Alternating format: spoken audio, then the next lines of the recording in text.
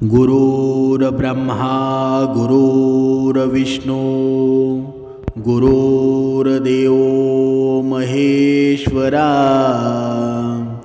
सद्गुरु साक्षात परब्रह्मा तस्मै श्री सद्गुरुवे नमः।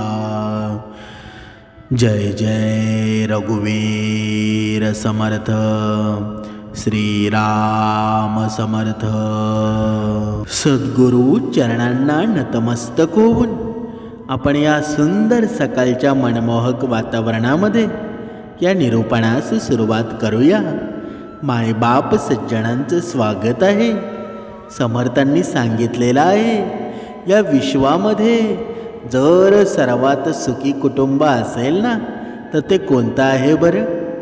ज्याचा धैर्य ज्याचा पिता आहे ना, क्षमा ज्याची माता आहे, चिर शांती ज्याचं घर आहे ना, आणि सत्य हाच ज्याचा पुत्र आहे, दया ही ज्याची बहीण आहे, आणि संयम हा ज्याचा भाऊ आहे ना, तोच सर्वात सुखी कुटुंब आहे। याच्यामध्ये आपलं एकतरी आहे का?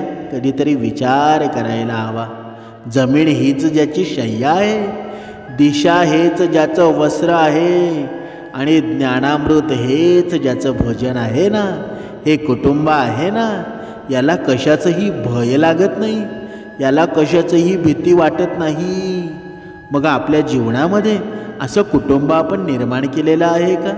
बघा, कधीतरी विचार करायला हवा। हे कुटुंब जेव्हा आपल्या जीवनामध्ये निर्माण होईल ना, तेव्हा खरी आपल्याला प्रचिती येणार आहे। आता आपल्याला प्रचिती नक्कीच येते, पण ती प्रचिती कसली येते बरं? जेव्हा आपल्या जीवनामध्ये सुख निर्माण व्हायचं असेल, तेव्हा ती प्रचिती येत असते। कधीतरी आपल्या दुःखांचा भाग जेव्हा निघतो ना, तेव्हा आपल्याला सुखाचे दिवस निर्माण होतात।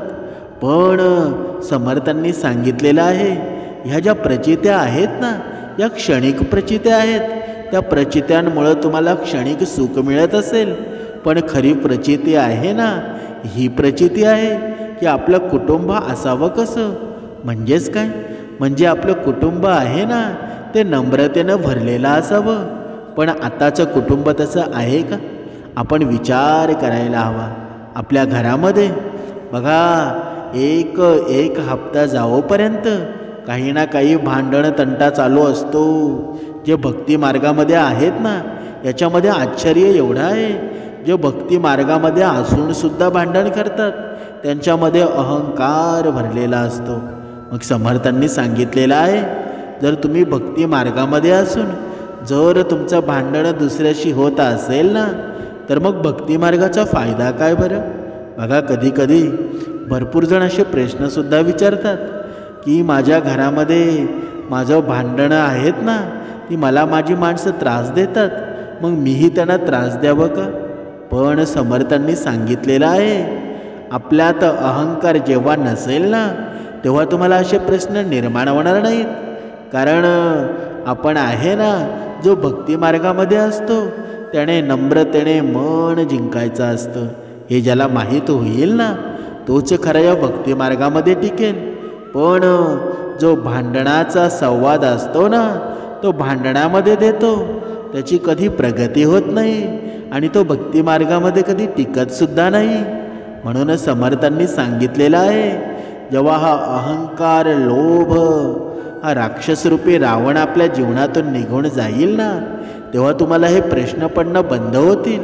कारण तेव्हा तुम्ही नम्र झालेले असाल, आणि जेव्हा आपण नम्र होतो ना, तेव्हा आपल्या आसपाससुद्धा कोणी राहत नाही। आपल्या आसपास शत्रूला वाव नाही, कारण शत्रूसुद्धा मित्रच होऊन जातो ना। समर्थांनी सांगितलेलं आहे, जेव्हा माणसाच्या जीवनातून कोमलता निघून जाते ना, तेव्हा माणसाच्या जीवनामध्ये अहंकार निर्माण होतो, आणि अहंकार जेव्हा निर्माण होतो ना, तेव्हा माणसाच्या जीवनामध्ये दुःखच निर्माण होतं ना। म्हणून समर्थांनी सांगितलेलं आहे, कारण कोमलतेमध्ये एवढं प्रचंड सामर्थ्य असतं ना। कोमलता म्हणजे काय? कोमलता म्हणजे दुर्बलता नव्हे। म्हणूनच खडक असतात ना, ते झिजून जातात, आणि प्रवाह असतो तो रुंदावत जात असतो। म्हणजे काय? म्हणजे जेव्हा एखादी नदी असते बघा, जेव्हा एखादं ओढ्याचं पाणी असतं, जेव्हा ते पाणी बघा थोडं थोडं हळूहळू त्या ओढ्यामधून जातं ना, बघा त्या दगडांची झीज होत असते, पण प्रवाह मात्र बघा वाढत वाढत जात असतो, दरवर्षी वाढत वाढत जातो ना. म्हणून आपण जीवनामध्ये कोमलता निर्माण असायला हवी, कोमलता असायला हवी. ज्याच्या जीवनामध्ये कोमलता आहे ना, समोर कितीही मोठा शत्रू असेल, हा कितीही मोठा बलाढ्य दगड जरी असेल ना, तरी आपल्याला पहिलं तीराला जायला कोणीही रोखू शकणार नाही. म्हणून समर्थांनी सांगितलेलं आहे, कधी चूक झाली ना तर माफ करायला शिका, पण कधी माणुसकी कधीच कमी करू नका. कारण का? कारण ही चूक आहे ना, या आयुष्याचं एक पानच आहे ना, पण नाती म्हणजे आयुष्याचं पुस्तक आहे. ती चुकीची बघा, चुकीचं पान आपण फाडून टाका, पण एका पानासाठी कधीच सगळं पुस्तक गमावू नका. कारण का? कारण ही नाती आहेत ना, ती आयुष्यभर आपल्याला कामी येणार आहेत. बघा, आपल्याला एखादा मनुष्य भेटतो, त्या मनुष्याशी आपण गोड बोललो नाही, त्याचं संभाषण व्यवस्थित झालं नाही, तर तो आपल्याला परत हाक मारेल का? आपली तो आठवण काढेल का? पण कधी कधी मनुष्याच्या आयुष्यामध्ये अशी संत संगती घडून जाते ना, मनुष्याचं आयुष्य एवढं गोड आणि गुणी होऊन जातं ना. आपण म्हणत असतो की माझे पूर्वजन्माचे भाग्य होते, तेव्हा तुम्ही मला मिळाले. बघा, आपली पत्नी म्हणून पत्नीच्या रूपाने कधी कधी आपल्या आयुष्यामध्ये एवढी धन संपत्ती येऊन जाते ना, मग आपण म्हणतो की माझी पत्नी आहे ना ती खूप लकी आहे. कधी कधी पतीच्या रूपात सुद्धा एखाद्या पत्नीला बघा, एखादा पती एवढा सुंदर मिळून जातो ना. कारण या जगामध्ये दिसणाऱ्या गोष्टी सुंदर नसतात, तर ज्या गोष्टी सुंदर असतात ना त्या मनामध्ये असतात. माणसाचं मन आहे ना तेच सुंदर असावं लागतं ना. कारण या जगामध्ये, या विश्वामध्ये सुंदर दिसणारे तर भरपूर लोक आहेत, पण ते सर्व खरे आहेत का? कधीतरी विचार करायला पाहिजे. कारण का? कारण या जगामध्ये भरपूर सुंदरता दडलेली आहे, पण जी सुंदरता परमेश्वराला आवडते ना, ती आहे मनाची सुंदरता. दुसऱ्याच्या जीवनामध्ये सुख पाहणं हीच सुंदरता असते ना. आपल्यामुळं कोणीतरी आपल्या जीवनामध्ये यावं, आपलं कोणीतरी मार्गदर्शन बनावं, ही सुंदरता आहे ना, हीच जीवनामध्ये खरी सुंदरता आहे. पण आजचा या कलियुगातील मनुष्य आहे ना, या सुंदरतेला विसरून गेलेला आहे. कारण का? कारण त्याच्या मनामध्ये अहंकार रूपी रावण भरलेला आहे, हा लोभ भरलेला आहे. मग त्याला श्रीरामाचं हे चारित्र्य दिसेल का? श्रीरामाचा हा धर्म दिसेल का? श्रीरामाचं पूर्ण हे वर्णन त्याला त्याच्या जीवनामध्ये निर्माण होईल का? श्रीरामाचं आयुष्य त्याच्या जीवनामध्ये येईल का? पण जर तुम्ही या अंधकार रूपी आयुष्यातून दिव्य रूपी स्वरूपामध्ये पाहाल ना, या मनामध्ये जेव्हा पाहाल ना, तेव्हा तुम्हाला माझा राम दिसल्याशिवाय राहणार नाही. कारण का? कारण जोपर्यंत तुमच्या जीवनामध्ये हा अहंकार आहे ना, ही सत्यता नाही, तोपर्यंत तुम्ही सत्य जरी असाल ना, तरी तुम्हाला तुम्ही सत्य आहात असंच वाटायला लागेल.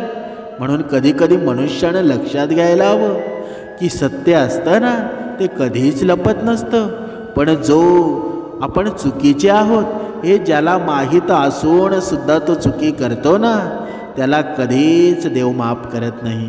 त्याच्या जीवनामध्ये त्याला आता नवीन तुम्हाला वाटत असेल की त्याच्या जीवनामध्ये खूप धन संपत्ती आहे, खूप त्याचं पारिवारिक जीवन खूप आनंदाने चाललं आहे, पण एक दिवस त्याच्या जीवनामध्ये असा येईल ना, तुम्ही तो जीवनसुद्धा पाहू शकणार नाही.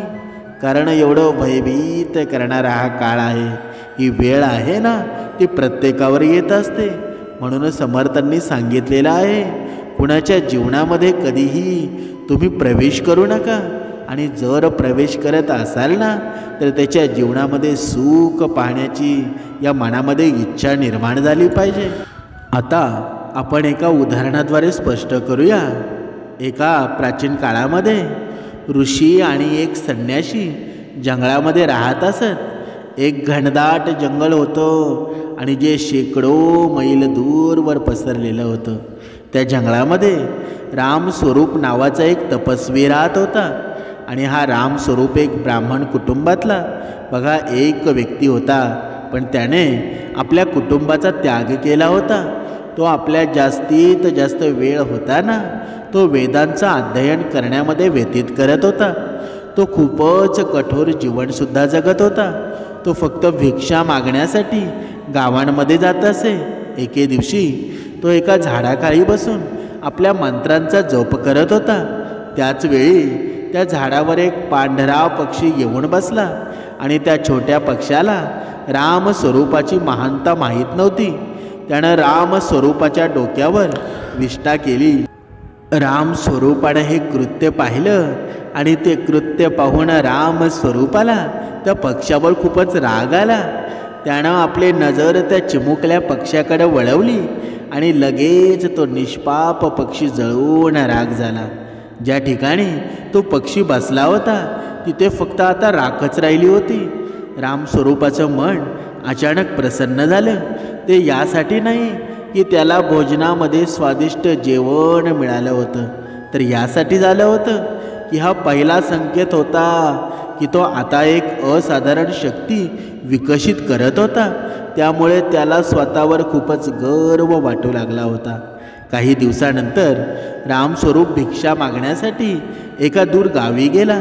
त्या गावातील लोक संन्याशांना भिक्षा देणं खूपच पुण्याचं काम कर्म समजत होते. रामस्वरूप एका महिलेच्या दरवाजावर येतो आणि त्या महिलेनं त्याला थोडी वेळ प्रतीक्षा करण्यासाठी सांगितलं. जेव्हा ती आतमध्ये गेली त्याच वेळी तिचा नवरा थकून आणि भुकेनं व्याकुळ होऊन घरी आला होता. ती महिला एक पतिव्रता महिलाप्रमाणे आपल्या नवऱ्याला पदराने वारा घालू लागते आणि मग त्याला जेवायला वाढते. आणि अचानक तिला आठवतं की संन्याशी प्रतीक्षा करत आहेत. संन्याशाला एवढा वेळ वाट पाहायला लावली म्हणून तिला स्वतःचीच लाज वाटू लागली. ती पटकन त्याला जाऊन जेवण देते. या दरम्यान तो संन्याशी महिलेचं सगळं कार्य लक्ष देऊन पाहत होता. त्याला प्रतीक्षा करावी लागली म्हणून तो खूपच क्रोधित झाला होता. आणि एक साधारण गृहिणी बघा कसं एका ब्राह्मणाचा अपमान करण्याचं धाडस करू शकते. तो रागाने त्या महिलेनं ओरडू लागला. महिलेला शांतीपूर्वक उत्तर दिलं, मी माझ्या कुटुंबाची सेवा करणं माझं सर्वोच्च कर्तव्य मानते. माझा नवरा थकून आणि भुकेनं व्याकुळ होऊन आला आहे. मी सर्वात आधी त्याची सेवा केली. मला दुःख आहे की तुम्हाला एवढी वेळ प्रतीक्षा करावी लागली. कृपा करून मला माफ करा. संन्याशी परत ओरडून म्हणाला, मला उलट उत्तर देऊ नकोस. तुला माहीत नाही मी एक संन्यासी आहे आणि माझ्याजवळ दिव्य शक्तीसुद्धा आहे, तरीसुद्धा तू मला अपमानित करण्याचं धाडस केलंस. तेव्हा महिलेनं ठामपणे उत्तर दिलं, महाशय कृपया तुम्ही शांत व्हा. मी काही छोटा पक्षी नाही. त्याला तुम्ही क्रोधित होऊन जाळू शकता. इतके उत्तेजित होऊ नका. तुम्ही अजूनपर्यंत हे ज्ञान प्राप्त केलं नाही की क्रोध आध्यात्मिक विकासामध्ये अडथळा निर्माण करतो. बघा इथे समर्थांनी सुद्धा सांगितलेलं आहे की मनुष्याच्या जीवनामध्ये जेव्हा ज्ञान भरपूर येतं ना तेव्हा क्रोधसुद्धा येत असतो. कारण भगवंत आपली दरवेळी परीक्षा घेत असतो ना. पण त्या क्रोधामध्ये समर्पित व्हावं की त्या क्रोधापासून दूर जावं, ह्या वेळेला त्या माणसाला समजतं ना, तोच मनुष्य भक्तिमार्गामध्ये टिकतो. बघा तुम्ही पाहिलं असेल भरपूर मोठमोठे महंत असतात, भरपूर मोठमोठी माणसं असतात ना. बघा या रागाने, लोभाने, अहंकाराने त्यांना जडलेलं असतं. पण तो व्यक्ती महान होतो का? कधीच होत नाही. बघा आता आपण पुढे पाहूया. त्या महिलेचं बोलणं ऐकून रामस्वरूपाला अजूनच राग येतो. त्या महिलेचा हा सल्ला त्याच्या गर्वाला खूप मोठा झटका होता आणि त्याच्या चेहऱ्यावर हे स्पष्ट दिसत होतं. पण दुसऱ्याच क्षणी त्याच्या मनामध्ये एक विचार येतो की या महिलेला त्या पक्षाबद्दल माहीत झालं तरी कसं? ती घटना तर जंगलामध्ये झाली होती त्या महिलेजवळ फक्त मानसिक शक्ती नव्हती, तर ती खूपच दयाळू होती. ती महिला म्हणाली, महाशय, मला तुमच्या विभिन्न या धार्मिक कृत्याबद्दल माहिती नाही, पण मी माझ्या कर्तव्यांना पूर्ण निष्ठेने पूर्ण करते आणि यालाच मी माझा धर्म समजते, माझी तपस्या समजते.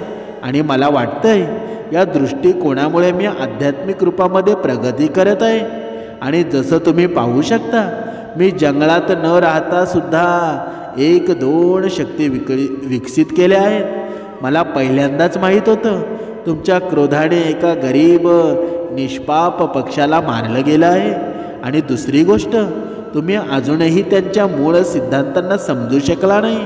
आणि याच कारणामुळे तुम्ही एका छोट्याशा चमत्कारामुळं एवढा खुश झाला आहात आणि त्यासाठी तुम्ही एक निर्दोष पक्षाला मारलं आहे. ती महिला पुढे म्हणाली, कृपा करून माझी एक गोष्ट ऐका. इथून मिथिली नगरीत जावा. त्या ठिकाणी धर्मव्याधी नावाचा एक व्यक्ती राहतात आणि त्याला धर्मामधलं सूक्ष्म सत्य माहीत आहे. तो सत्यवादी आपल्या आईवडिलांप्रती समर्पित आणि इंद्रियांना वशमध्ये ठेवणारा आहे. बघा, इथे समर्थांनी सुद्धा मनुष्याला हे सांगितलेलं आहे, या मनाला सांगितलेलं आहे, ज्याच्या जीवनामध्ये बघा ही इंद्रिया आहेत ना, या ज्याचा इंद्रियांवर ताबा आहे ना, तो भक्तिमार्गामध्ये सर्वात श्रेष्ठ मनुष्य समजला जातो. बघा, आपण सुद्धा विचार करायला हवा की आपल्या या इंद्रियांवर ताबा आहे का. कधीतरी या गोष्टीचा विचार करायला हवा. आणि मनुष्यामध्ये जोपर्यंत या इंद्रियांवर ताबा येत नाही ना, तोपर्यंत किती भक्ती केली, कितीही नाम घेतलं ना, तरी काही फायदा नाही. ज्याचा या इंद्रियांवर ताबा आहे ना, तोच भक्तीमध्ये शेवटपर्यंत पोचू शकतो. भगवंताची प्रचिती त्याला येऊ शकते. बघा, आता आपण पुढे पाहूया. बघा, ते इंद्रियांमध्ये वश ठेवणारे ते व्यक्ती आहेत असं त्या महिलेनं यांना सांगितलं. कृपा करून त्या व्यक्तीकडून विनम्रतापूर्वक सत्य माहीत करून घेण्याचा प्रयत्न करा. रामस्वरूपाने त्या महिलेचा सल्ला ऐकला आणि तिच्याकडून भिक्षा घेतली आणि जंगलामध्ये असलेल्या आपल्या झोपडीत मध्ये परत आला. तो त्या महिलेचं ज्ञान आणि ते दयाळूपणा करुणामय स्वभावाला खूपच प्रभावित झाला होता आणि तिच्या शब्दाने त्याला विचार करण्यास भाग पाडलं होतं. त्याला आत्तापर्यंत अशी व्यक्ती कधीच भेटली नव्हती. पण एक समस्या होती, ते धर्मव्यापी हे ब्राह्मण नाव नव्हतं आणि एक ब्राह्मण अशा नावाच्या व्यक्तीकडून ज्ञान प्राप्त करण्यासाठी जात नसे. त्याला या विचारानं थोडं काळजीत पडलं होतं. पण तरीही ती महिला एवढी बुद्धिमान होती ना, त्याला वाटलं की त्याला तेच करायला हवं जे त्या महिलेनं सांगितलं आहे. आणि काही दिवसानंतर त्यानं आपल्या मनाची तयारी केली आणि मिथिलीच्या मोठ्या यात्रेवर निघाला. कितीतरी छोट्या नगरांना पार केलं होतं त्यानं. कितीतरी नद्या, शेती, डोंगर, झोपड्या, जंगल, बघा, शहरातून प्रवास करत चालला होता. तो सगळा प्रवास पायी करत होता. कितीतरी आठवड्यानंतर तो मिथिली या नगरीमध्ये पोचतो. हे एक खूपच सुंदर नगर होतं. रस्ते एकदम स्वच्छ आणि कलात्मक होते. सार्वजनिक तलाव चांगल्या प्रकारे बांधलेले होते आणि प्रजासुद्धा खुश होती, स्वस्त दिसत होती. रामस्वरूपाला समजलं की ही मिथिली एक आदर्श शहर आहे आणि या आदर्श शहरामध्ये आपण प्रवेश केला आहे. कारण प्रसिद्ध राजा जनक एक चांगला शासक होता आणि रामस्वरूप तिथे राहून खूप आनंदितसुद्धा होता. तो ज्या व्यक्तीला भेटायला आला होता ना, त्याबद्दल विचारपूस करू लागला. तेव्हा त्याला एका छोट्या कसायाच्या दुकानाचा पत्ता सांगण्यात आला. रामस्वरूप दुकानापासून काही दूर अंतरावर उभा होता. त्याला हे माहीत नव्हतं की तो त्या ठिकाणी का गेला होता. पण जेव्हा पण त्याने धर्मव्यापीबद्दल लोकांना विचारलं, तेव्हा लोक फक्त त्याच्या दुकानाकडे इशारा करत होते. रामस्वरूपाने विचार केला, कदाचित धर्मव्यापी आतमध्ये मांस खरेदी करत आहेत. दुकानांमध्ये खूपच गर्दी होती असं वाटत होतं. तो एक अतिशय लोकप्रिय कसाई होता. मग तो रामस्वरूपाला हेच समजलं की इथे एवढी गर्दी का आहे. कारण हा कसाई एक पवित्र व्यक्ती आहे आणि हा पवित्र व्यक्ती धर्मव्याधी आहे. या दरम्यान धर्मव्याधीने रामस्वरूपाबद्दल माहिती केलं होतं. तो आपल्या पायावर उभा राहिला आणि म्हणाला, महाशय कृपया मला सांगा की मी तुमची सेवा कशा प्रकारे करू शकतो. मला माहीत आहे तुमच्या शेजारील एका महिलेनं तुम्हाला या ठिकाणावर पाठवलं आहे आणि मला हे सुद्धा माहीत आहे की का पाठवलं आहे. हे ऐकून रामस्वरूप हैराण झाला की या व्यक्तीला एवढी माहिती होती जी फक्त एका अद्भुत शक्तीद्वारे माहिती करून घेतली जाऊ शकते. तो या गोष्टीमुळं प्रेरित होता की हा व्यक्ती एवढा ज्ञानी असून सुद्धा एवढा विनम्र कसा याच्या सांगण्यावरनं रामस्वरूप त्याच्या घरी गेला आणि त्याच्या घरी त्याचं खूप स्वागत करण्यात आलं. तो आपल्या अतिथीबरोबर खूप मन मोकळेपणाने बोलत होता. रामस्वरूप म्हणाला, मला तुमची उदरनिर्वाहाची पद्धत आवडली नाही. पवित्र माणसाने असं नीच काम करू नये. खरं तर मला या कामाचा तिरस्कार आहे. तेव्हा कसाई म्हणाला, ही उदरनिर्वाहाची पद्धत माझ्या वडिलांपासून चालत आली आहे. माझे पूर्वजही मांस विकून उदरनिर्वाह करत होते. मला तुमची घृणा अजिबात जाणवली नाही. मी नेहमी ग्रंथांच्या निदर्शनांचं पालन करतो. मी मनापासून माझ्या आईवडिलांची आणि वृद्ध लोकांची सेवा करतो. मी सत्यवादी आहे आणि कोणाचाही द्वेष कधीच करत नाही. मी माझ्या कमाईतला एक महत्त्वपूर्ण हिस्सा आहे ना, तो दानासाठी खर्च करतो. मी अतिथींचा खूप मोठ्या प्रमाणात स्वागत करतो. पूजा संपल्यानंतर वृद्ध आणि कुटुंबातले सगळे सदस्य पाहुणे सेवक जेव्हा सगळे जेवण करतात, मी त्यानंतर जेवण करतो. मी माझ्या कामाला जेवढं होईल ना तेवढ्या निष्ठेने करतो आणि सगळं पैसा आहे ना याच कामातून कमवतो. मग वास्तवामध्ये मी चुकीचा आहे का? मी कोणतं अनैतिक कर्म करतो? मी स्वतः मांस खात नाही. मी प्राण्यांना मारत नाही. मी शिकाऱ्याकडून मांस खरेदी करतो आणि माझ्या या दुकानामध्ये विकतो. रामस्वरूपाला या गोष्टीचा खेद वाटत होता की त्यानं धर्मव्याधीला खूप कमी लेखलं होतं. त्याला माहीत होतं की तो एका पवित्र व्यक्तीच्या संपर्कात आहे. हळूहळू धर्मव्याधीने हे उच्च धर्मावर चर्चा सुरू केली आणि त्याच्या शब्दांमध्ये खूप मोठी शक्तीसुद्धा होती. आत्मज्ञान सर्वोच्च ज्ञान आहे आणि सत्यवादी हे सर्वोच्च व्रत आहे. सत्य नेहमी लोकांच्या कल्याणाला चालना देत राहतं आणि सत्यच धन्य होण्याचा मार्ग आहे. इंद्रियांवर नियंत्रण असणं ही सगळ्यात मोठी तपस्या आहे. आणि हा आत्मा आहे ना, तो अनंत आहे आणि शरीर अनंत नाही. हे शरीर आहे ना, या शरीराची नासधूस होणार आहे, म्हणजे ते क्षणिकच आहे ना. आणि कारण मृत्यूनंतर आपण आपल्या शरीराचा त्याग करतो. रामस्वरूप यावेळी त्या कृपाळू धर्मव्याधीचं हे महान चरित्र पाहून प्रभावित झाला होता. त्याला या पण गोष्टीची जाणीव झाली की तो विद्वान नव्हता, तर महान आचरणामुळे तो असा बनला होता. रामस्वरूप सन्मानपूर्वक आपले हात जोडून त्याला म्हणाला, तुम्हाला धर्माचे प्रत्येक सिद्धांत माहीत आहेत. मी आज एका खऱ्या ऋषीला भेटलो आहे. तुम्ही मांस विकत असला ना तरीही पूर्णता प्राप्त केली आहे. धर्मव्याधीनं पुन्हा रामस्वरूपाला कर्मसिद्धांताचं रहस्य शिकवलं की आपल्या कर्तव्यालाच योग्य दृष्टिकोनाने पूर्ण करायला हवं. मी माझं कर्तव्य पूर्ण मनाने करतो आणि समर्पणाबरोबर पूर्ण करून पूर्णता प्राप्त केली आहे. कृपा करून तुम्ही तुमच्या घरी परत जावा आणि धार्मिक जीवन जगा. आपल्या आईवडिलांच्या परवानगीशिवाय घर सोडणं तुमची चूक आहे. कृपा करून तुमचे पाऊल मागे घ्या आणि निरीक्षण करण्याचा प्रयत्न करा. मला वाटतंय यामुळे तुम्ही आध्यात्मिकता प्राप्त करू शकता. रामस्वरूप म्हणाला, जेव्हा त्या दयाळू महिलेनं तुमच्या महानतेचा उल्लेख केला ना तेव्हा माझ्या मनामध्ये थोड्या शंका होत्या, पण तुमच्या शब्दानं माझ्या सगळ्या शंका आहेत ना त्या दूर झाल्या आहेत. मी तुमच्या या सल्लेचा प्रामाणिकपणे पालन करील. पण रामस्वरूपने धर्मव्याधीचा निरोप घेतला आणि आपल्या घरी निघाला. अशा प्रकारे एका कसायानं जे सांगितलं त्याला ग्रहण करून एक ब्राह्मण विद्वान बनला.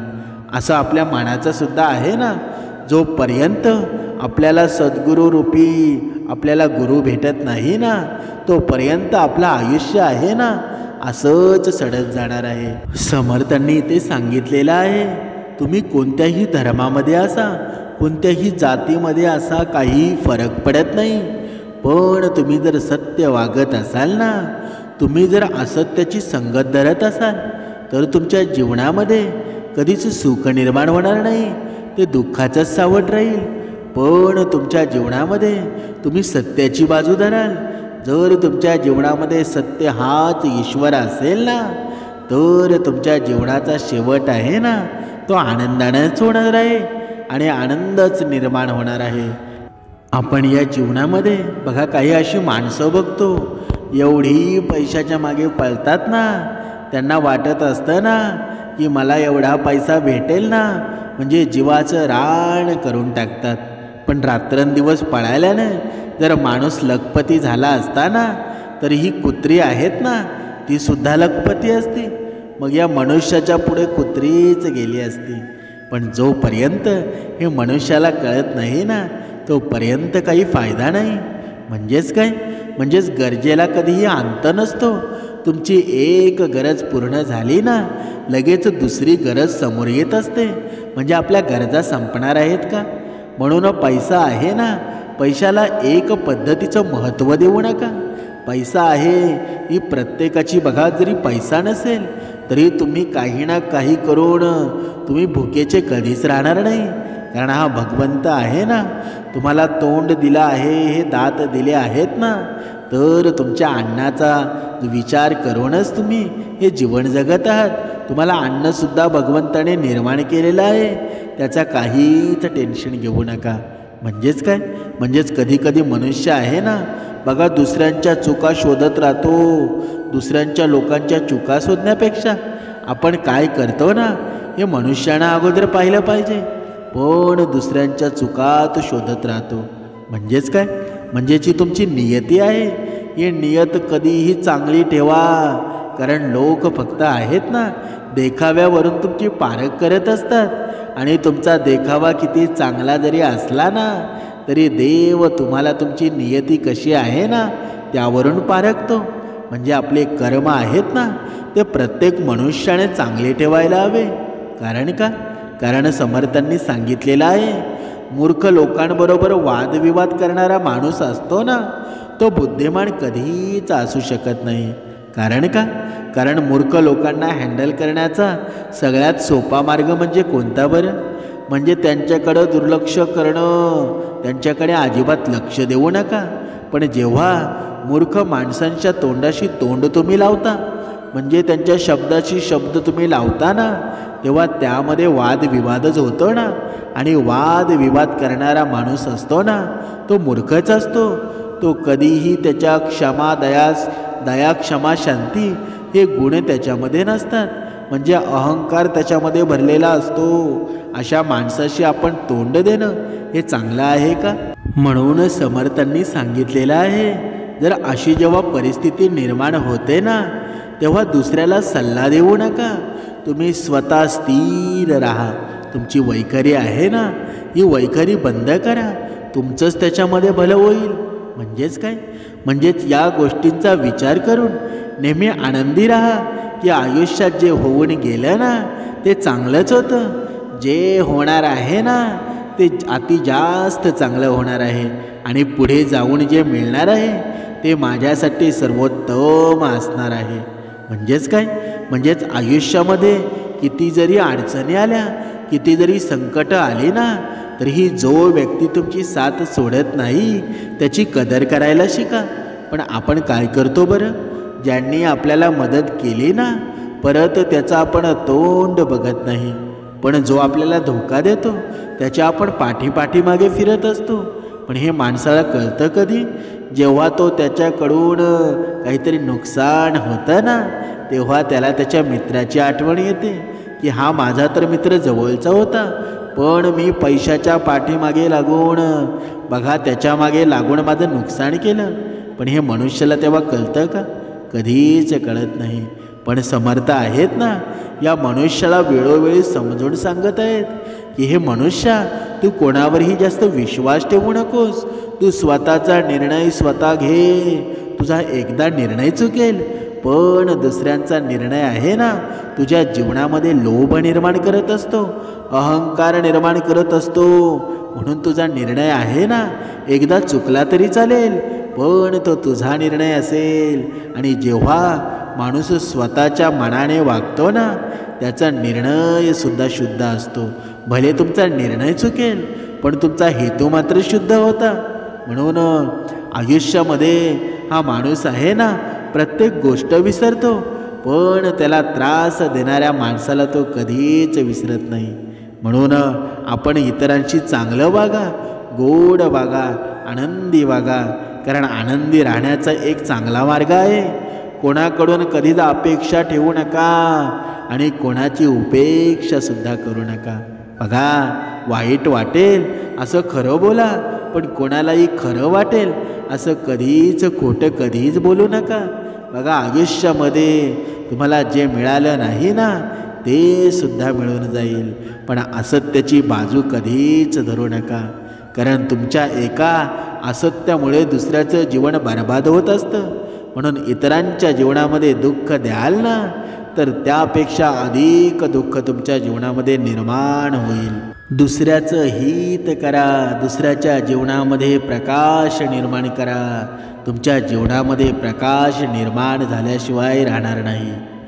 जय जय रघुवीर समर्थ.